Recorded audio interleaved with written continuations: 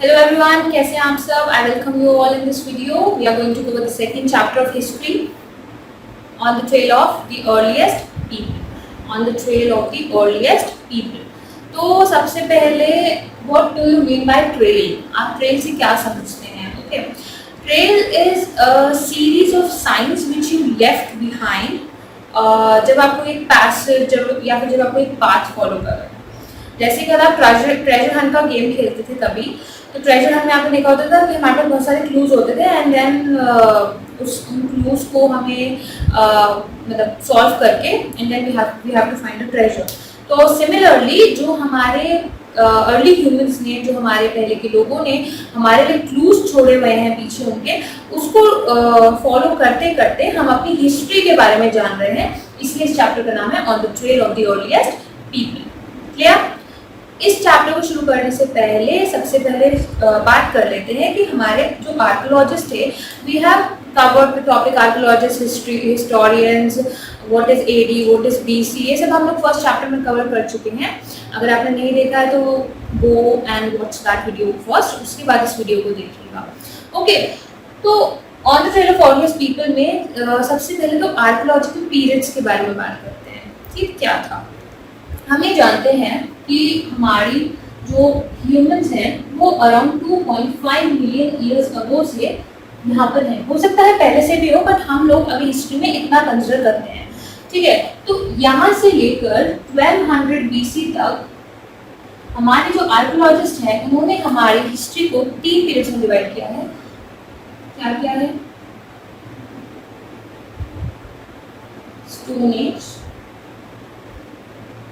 Bronze age and iron age. ठीक है, ये मैं आर्कियोलॉजिकल पीरियड्स की बात कर रही हूँ। ये 3 पीरियड्स हैं हमारे पास। इस पीरियड का, इतने बड़े पीरियड को हमने 3 पार्ट्स में डिवाइड करा है। Okay, stone age, bronze age and iron age. Stone age हमारा आगे 3 पार्ट्स में डिवाइडेड है। Palaeolithic, also known as the old stone age, mesolithic, also known as the middle stone age, neolithic, also known as the new stone age। bronze age और iron age के अपने कोई आगे उनके पास नहीं है। जो हमारा पैलियोलिथिक एज है, इस टाइम पे जितने स्टोन्स यूज होते थे वो बहुत ज्यादा सिंपल होते थे। मतलब बेसिकली लोग उस टाइम पे कैसे टाइप के टूल्स यूज करते थे, कैसे टाइप के वो सेटलमेंट में रहते थे, या क्या उनका तरीका था रहने का, खाने का, वो हर्डर्स थे, हंटर्स थे, ये सब इसमें डिसाइड किया गया है। तो पैलियोलिथिक में वो उनके पास ऐसा कोई अपना परमानेंट सेटलमेंट नहीं था। वो बेसिकली हंटर और गैदरर्स हुआ करते थे। उनके स्टोन्स बहुत ज़्यादा सिंपल होते थे। ठीक है, बहुत सिंपल टूल से वो अपना नॉर्मल पत्थर ले लिया या नॉर्मल कुछ भी ले लिया, वो उनका पैलियोलिथिक होता था। ठीक है, तो ये पैलियोलिथिक एज था हमारा। इसका टाइम था 2.5 मिलियन ईयर्स से लेकर अराउंड 10,000 BC तक। ठीक है, ये इसका टाइम था। फिर आया मेसोलिथिक एज। मेसोलिथिक हमारा होता है मिडिल स्टोन एज। इसमें लोग थोड़े से टूल्स को डेवलप करने लग गए, थोड़ा सा वो अपना एक सिस्टम आप अपग्रेड कर देते हो, तो वो छोटे छोटे स्टोन्स यूज करने लग गए, टूल्स यूज करने लग गए, चीजों को पेंट करने लग गए। ठीक है, तो ये था मिडिल स्टोन एज में, और ये था अराउंड 10,000 से लेकर 8,000 BC तक। ठीक है, उसके बाद हमारा आता है न्यूलिथिक एज। न्यूलिथिक में लोग अपने सेटलमेंट्स बनाने लग गए, लोगों डोमेस्टिकेट करने लग गए एनिमल्स को। ठीक है, पहले मतलब इस टाइम में आके एक तरीके से वो हॉर्डर्स बन गए, the people who take care of the animals, मतलब जो डोमेस्टिकेट करते हैं, भले ही वो अपने खाने के लिए करें, अपनी प्रोटेक्शन के लिए करें, एंड इवन उनको प्रोटेक्ट भी करते थे दूसरे वाइल्ड एनिमल से। अगर वो किसी एनिमल को डोमेस्टिकेट कर रहे हैं तो उन्हें बाकी एनिमल से प्रोटेक्ट भी तो करना होता था ना। तो ये न्यूलिथिक एज होता है, न्यू स्टोन एज, और ये आपका था अराउंड 8,000 से लेकर 3,000 BC। ठीक है, ये हमारे न्यूलिथिक एज था। तीनों एजेस में जिसमें स्टोन सबसे नॉर्मल यूज होते थे, कोई ज्यादा एक्स्ट्रा वो लोग कुछ नहीं करते थे, सिर्फ अपना हंट करते थे एंड खाना खाते थे। एंड देन मेसोलिथिक में वो थोड़ा सा उन्होंने अपने आप को डेवलप किया। ठीक है, तो थोड़े से छोटे स्टोन्स यूज करने लगे, थोड़ा सा उन्होंने अपने आप में चेंजेस कर लिए, एंड वो उस टाइम में थोड़ा सा आप ये कह सकते हो कि इस टाइम से इस टाइम तक आते आते उन्हें एग्रीकल्चर भी समझ आने लग गया था। एंड देन उसके बाद इधर आते आते they started having stone tools जो हैवी होते थे थोड़े, लाइक बोन से अटैच करके वो अच्छे से स्टोन टूल्स बनाने लग गए। जो आज के टाइम में आप एक्स देखते होगे वैसा कुछ बनाने लगे, सेम वैसा नहीं बट स्टोन्स और बोन्स को यूज करके उसको अटैच करके किसी तरीके से वैसे ही टूल्स वो बनाने लगे टू हंट और टू बिल्ड देयर, मतलब जो उनका सेटलमेंट होता था छोटा सा उसको कहीं पे रखने के लिए। और जब यहाँ पे बिल्कुल एग्रीकल्चर वगैरह सब सेटल हो गया तो वो लोग परमानेंट घरों में रहने लग गए। बिकॉज फिर जब आप अपना एग्रीकल्चर करते हो, आप एनिमल्स को डोमेस्टिकेट करो, तो फिर आप हंटर गैदरर नहीं रह सकते, आप इधर उधर फिर घूम नहीं सकते, आपको परमानेंटली वहाँ सेटल होना पड़ता है। तो ये आपका नियोलिथिक एज है। Okay, next moving on to bronze age. Bronze age हमारा आता है 3000 से लेकर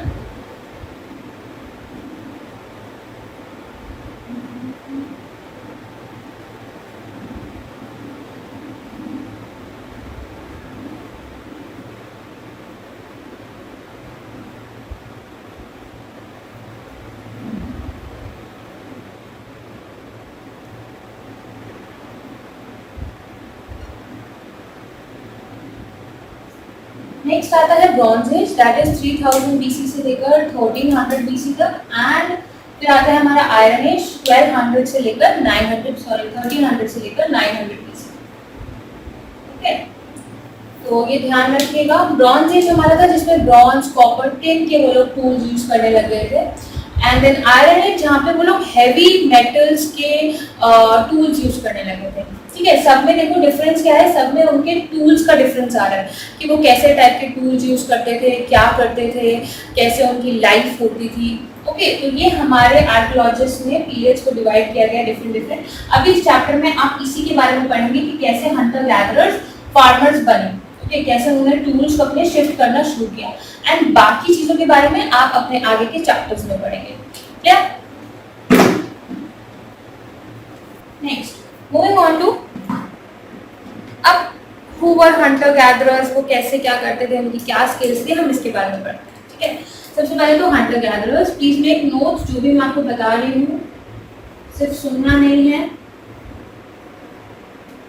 हंटर गैदरर्स वो होते थे जो अपने खाने को, जो एनिमल्स हंट करते थे, ठीक है, उसके बाद जैसे फ्रूट्स हो गए, वेजिटेबल फ्रूट्स हो गए, उस टाइम पे जो भी पेड़ों में जो भी लगता था फ्रूट है किसी टाइप का, वो कलेक्ट करके लाना एंड देन उसको खाना। ये उनके पहले के टाइम की एक तरीके से आप कह लो उनका रूटीन होता था कि हंट करना एंड देन थोड़ा बहुत जो फ्रूट्स वगैरह मिले हैं उसको कलेक्ट करना और फिर उसको खा लेना।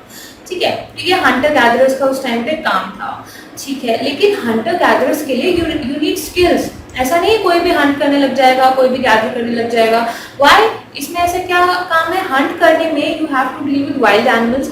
हो सकता है वो आपको अटैक कर दे, हो सकता है वो आप ही को मार दे। तो यू नीड स्किल्स कि आपको कैसे एनिमल को हर्ट करना है, कैसे उसको पकड़ना है, कितना बड़ा एनिमल है, क्या करना है, ये सब चीज़ें उसके लिए स्किल्स चाहिए होती थी, जो धीरे धीरे करके ह्यूमन अपने अंदर डेवलप करने लगा कि मुझे ये एनिमल को इस तरीके से करना है। पहले वो लोग उसकी स्किन को नॉर्मली खा लेते थे, लेकिन फिर उन्हें धीरे धीरे जब फायर के बारे में पता चला तो वो मीट को कुक करके खाने लगे। ठीक है, एंड गैदरिंग में क्या दिक्कत है, जब आप किसी भी ट्री से फ्रूट्स ले रहे हो तो क्या आप उसे डायरेक्टली ले सकते हो? अगर वो पॉइजनस हुआ तो इसलिए उनको वो भी जान पहचान होने लगी, या वो भी उन्हें पता चलने लगा धीरे धीरे कि हमें कौन सा फ्रूट खाना है एंड कौन सा फ्रूट नहीं खाना है। ठीक है, बिकॉज कौन सा फ्रूट पॉइजनस है धीरे धीरे सबको पता चलता है। हो सकता है उनके किसी जो उनका पूरा जो उनके लोग होते थे उनमें से किसी ने वो वाला फ्रूट खाया हो एंड देन वो बेहोश हो गया हो, या उनकी तबीयत खराब हो गई हो, या उनकी डेथ हो गई हो, तब उन पूरे के पूरे फैमिली को पता चला हो कि अच्छा इस फ्रूट से खाने से ये हो जाता है, फिर ये उठते नहीं है। मतलब धीरे धीरे करके हम लोगों ने अपनी थिंकिंग बनाने लग गए।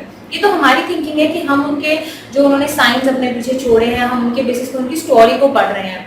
बट हुआ कुछ इसी तरीके से होगा। ये कुछ ऐसी स्टोरीज है हमारे पास कि पहले वो हंट करते थे, गैदर करते थे, तो उनको किस किस चीज़ों का ध्यान रखना होता था। उन्हें वाइल्ड एनिमल्स का ध्यान रखना होता था, उन्हें फ्रूट्स का ध्यान रखना होता था कि कहीं ये पॉइजनस तो नहीं है। ओके, तो ये सब चीज़ों का उन्हें ध्यान बहुत अच्छे से रखना होता था। और उसके बाद होता था कि जैसे जो हंटर गैदरर्स होते थे वो कभी भी एक जगह पे नहीं रहते थे। इसका क्या रीज़न था, ठीक है, why they migrate, why they use to migrate. सबसे पहले तो fruits bear trees bear fruit in different seasons। जो trees होते थे वो fruit को bear करते थे different seasons में, है ना। ऐसा तो नहीं है कि अगर एक पेड़ है तो वो पूरा 12 मंथ उसमें फ्रूट्स होते हैं, नहीं, पॉसिबल ही नहीं है। नेक्स्ट रीजन होता था, अगर आप एक जगह पे रह रहे हो, अगर आप एक जगह पे आपकी पूरी बड़ी सी फैमिली रह रही है, आप वहाँ पे 4-5 सालों से रह रहे हो और आप वहाँ के रिसोर्सेज पे डिपेंडेंट हो, वहाँ के फ्रूट्स पे, वहाँ के एनिमल्स पे, तो ऐसा भी तो हो सकता है कि एक टाइम बाद वहाँ के फ्रूट्स और वहाँ के जो एनिमल्स हैं वो खत्म हो जाए, फिर आप क्या करोगे, ठीक है। And even animals also use to migrate. Animals एक जगह से दूसरी जगह जाते थे इन सर्च ऑफ शेल्टर और सीजन की वजह से। तो ये कुछ रीजंस थे कि हमारे जो हंटर गैदरर्स थे they use to migrate, they use to go from places to places, ठीक है, वो प्लेसेस टू प्लेसेस घूमते थे इसी सब रीजंस की वजह से, चाहे वो खाने की वजह से हो, चाहे वो एनिमल्स की वजह से हो, चाहे वो सीजन की वजह से हो, ये उनका मेन मतलब मोटिव था to migrate. Okay, moving on to next, how do we know about them, हम उनके बारे में जानते कैसे हैं। हम उनके बारे में इस तरीके से जानते हैं कि जो भी उनके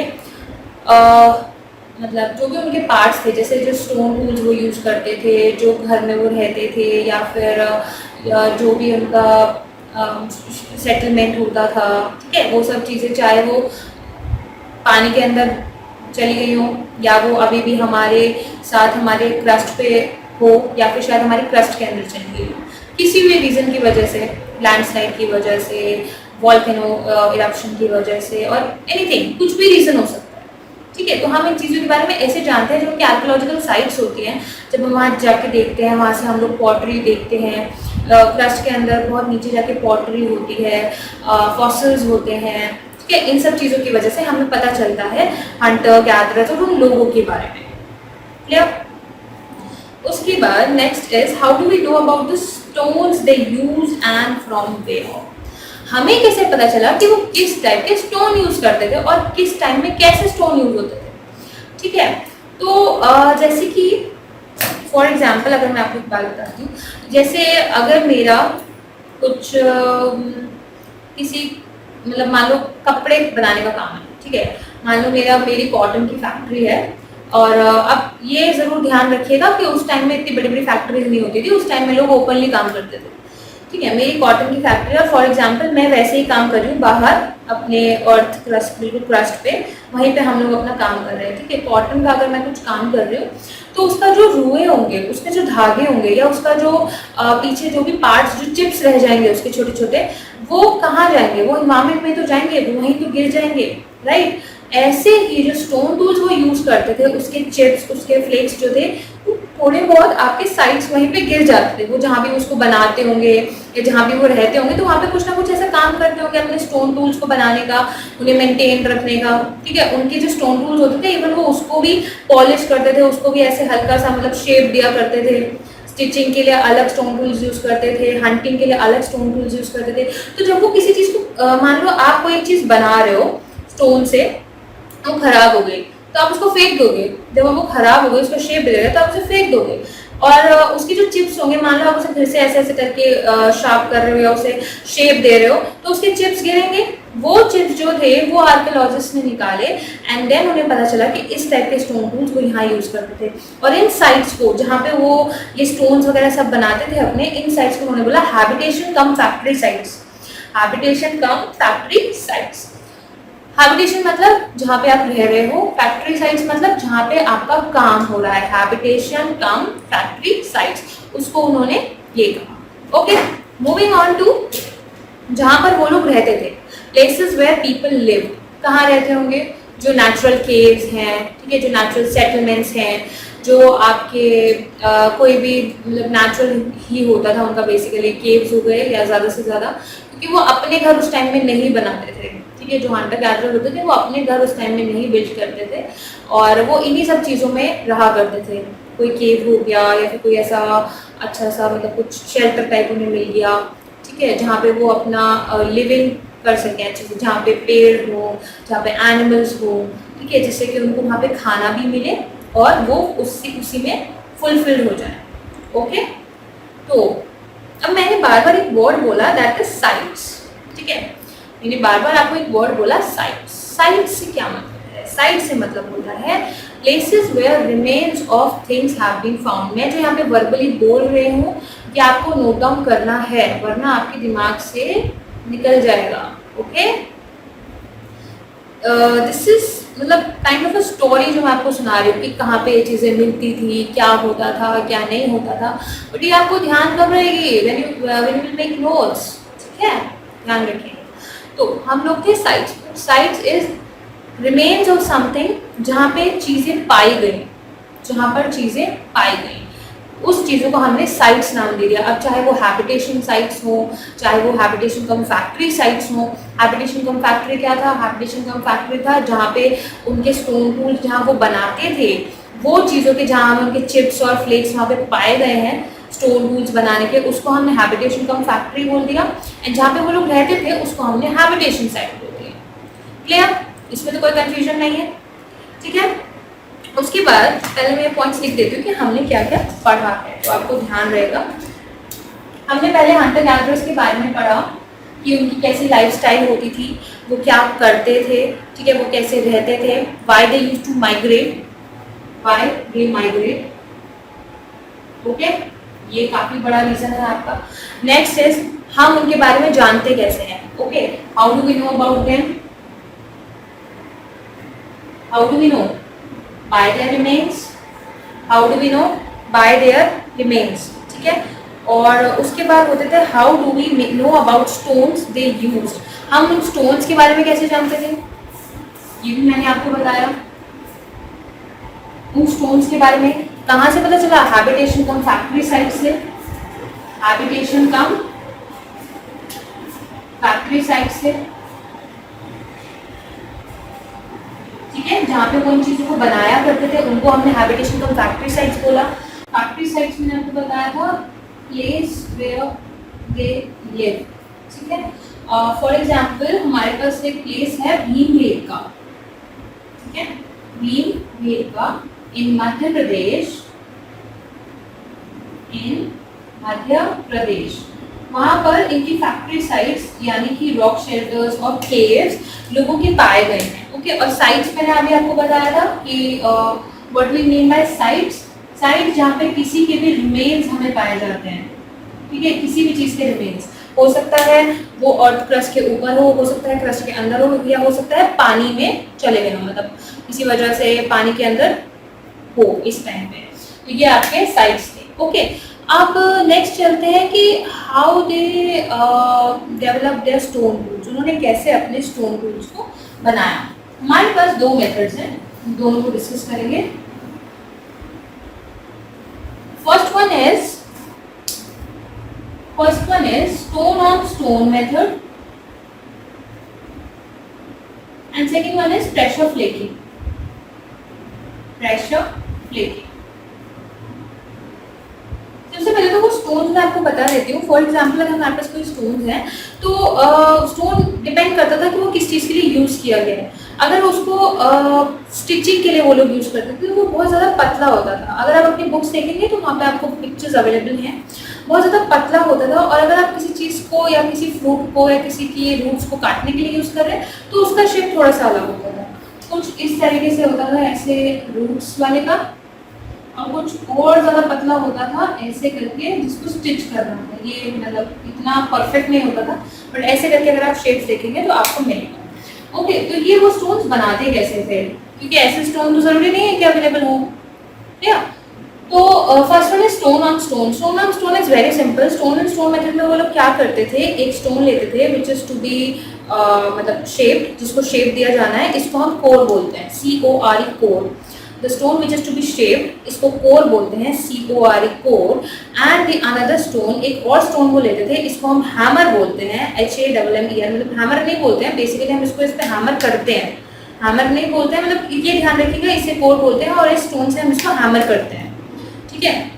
इस तरीके से ऐसे मारते हैं और मार के इसके साइड से जो भी इसके चिप्स वगैरह हमें निकालने होते हैं, जो भी इसको शेप देना होता है, उसको दे देते हैं। अगर आपने कभी आज के टाइम में भगवान जी की मूर्ति वगैरह बनते हुए देखा है तो उसमें आप देखते हो कि वो हल्का सा ऐसे पत्थर होता है, ऐसे ऐसे करके करता है, और देन उसको ऐसे साइड करते हैं। तो मतलब आपने देखा होगा जब वो ऐसे ऐसे करके देते हैं तो यहाँ पे उस स्टोन से वो जो उसका शेप होता है वो आ जाता है। अगर आपने कभी देखा है तो ऐसे ही होता था पहले के टाइम में। वो ये करते थे जैसे ये एक स्टोन है, दूसरा स्टोन लिया एंड ऐसे ऐसे करके हटा दिया और धीरे धीरे करके उस स्टोन को शेप दे दिया। इसको बोलते हैं स्टोन ऑन स्टोन।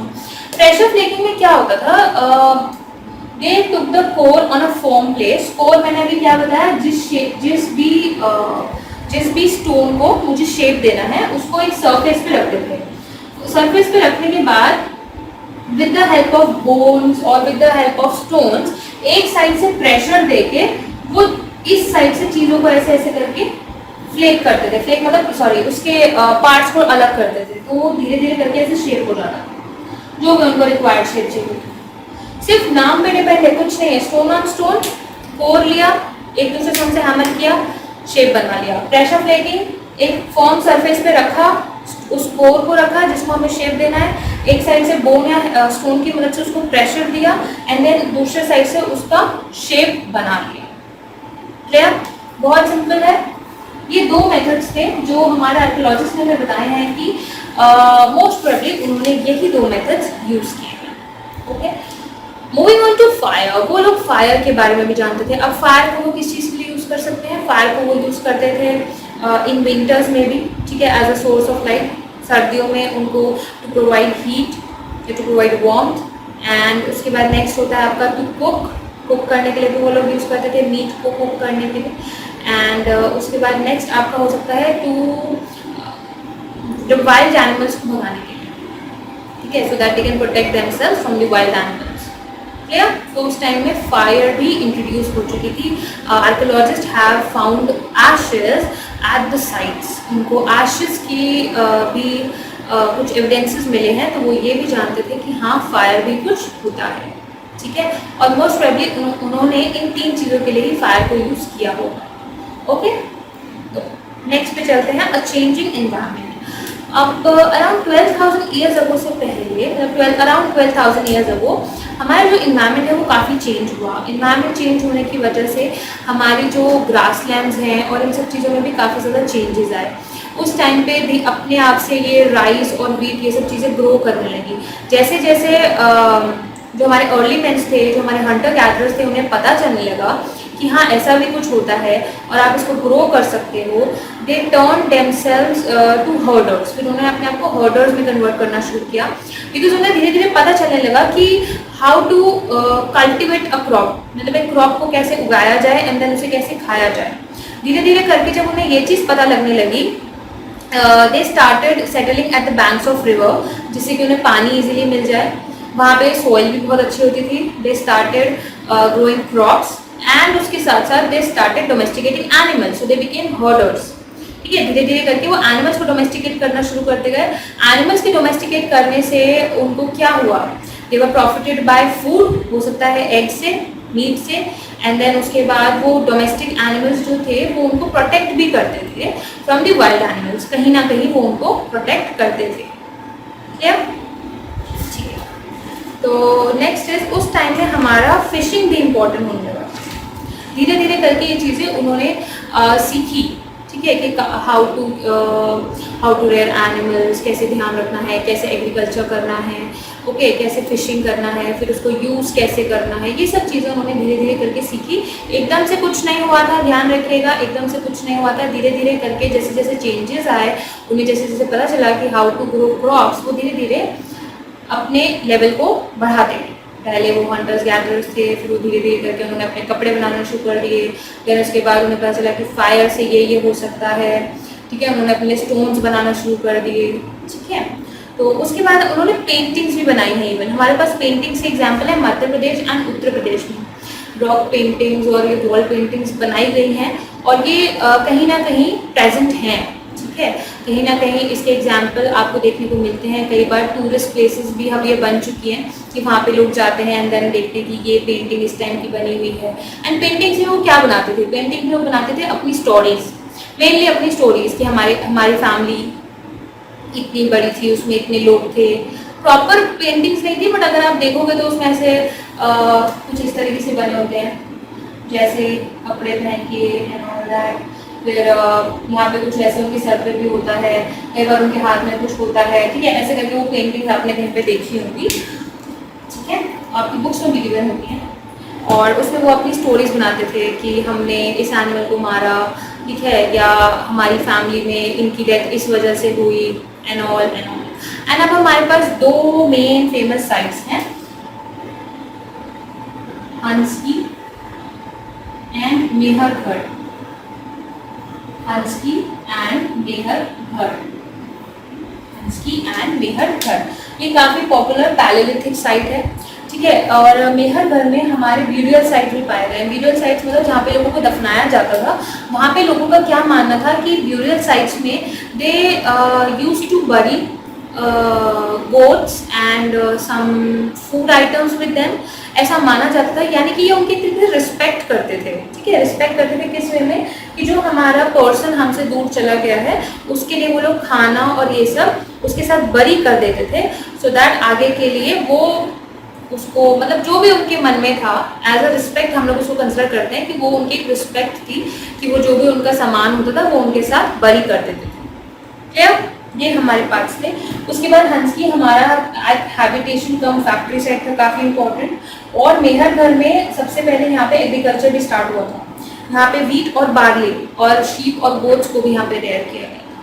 तो ध्यान रखेंगे, हंसकी हमारे काफ़ी अच्छा पैलेलिथिक साइट था, हैबिटेशन कम फैक्ट्री साइट भी ये था। मेहरगढ़ हमारा ब्यूरियल साइट था जहाँ पे लोगों को बरी किया जाता था विद देयर फूड आइटम्स और which ever item they like.